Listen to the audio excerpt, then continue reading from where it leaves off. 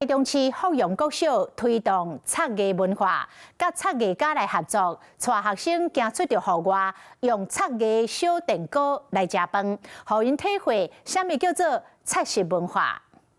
来，1、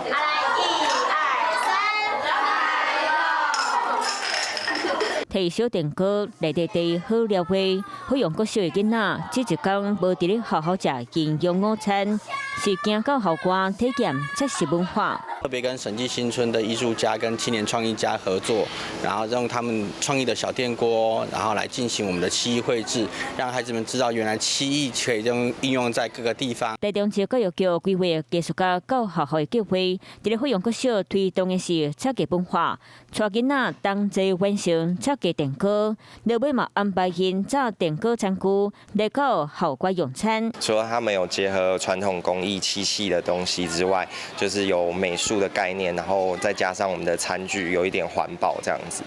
高水电锅透过美学创新，和插技艺术建立咱的日常生活。Hello， 我是雷亚，想要抢了先掌握最及时的新闻资讯吗？赶快订阅、按赞、开启小铃铛，锁定华视新闻 YouTube 频道。